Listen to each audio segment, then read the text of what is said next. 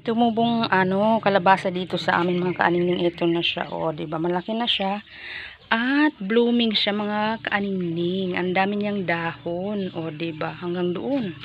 Hanggang doon na yung kanyang dahon mga kaanining. Hanggang doon na. So kailangan natin siyang triman para mamulaklak siya at magbunga. So ipupruning natin to guys. Ito lahat ng mga naandito is puputulin natin yung dahon, lalo na yung mga yellowish na ang dahon gaya niyan. Oh.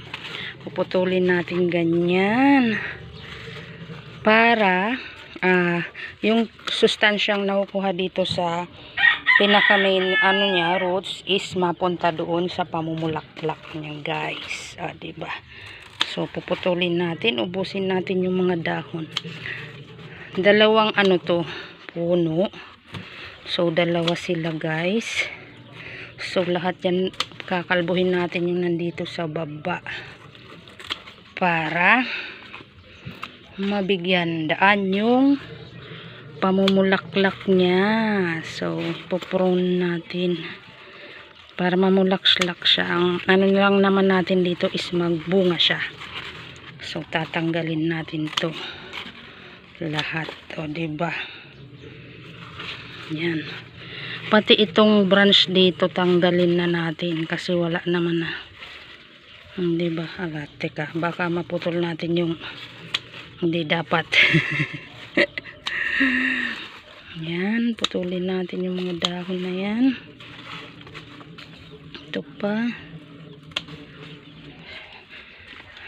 lahat ng dahon puputulin natin, pati yung ibang branches, diba? Para saan ba to? Tatlo kasi ito, wala na to. Anoy na natin yan kasi wala naman na, naagaw pa yung sustansyang nakukuha niya. Diba? Ito pa, putulin natin lahat ng dahon dito sa baba.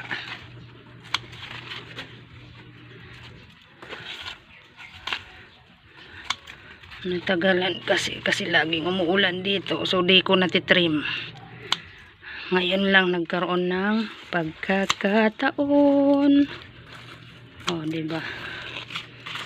So tinanggal natin lahat ng dahon, pati itong branch dito. Ano ba yun? Ito, saan to located? Saan ba to? Pati ito puputulin natin. Saan yan? Yan, para mawala na siya. Pati ito. Saan to? Dito siya. Ito. So putulin na natin yan guys kasi wala naman na yan.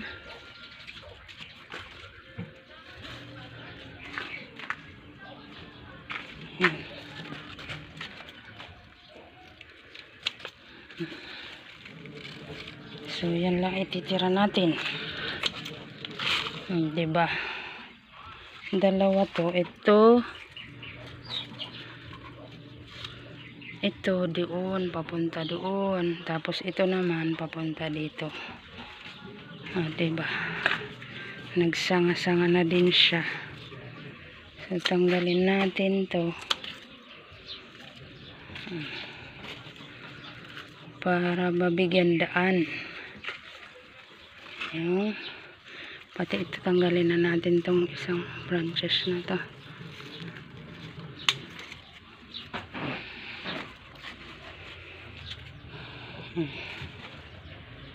Ayun siya. Hanggang dito. Ayan. Diba?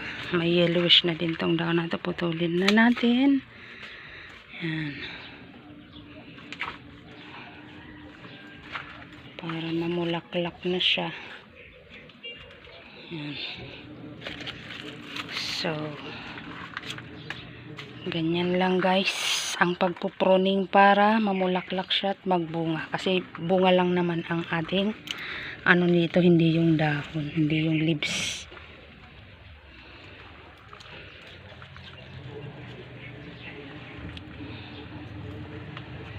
Ayan. So update ko kayo pag namulaklak na siya. So yan lang guys. Thank you for watching. Babu!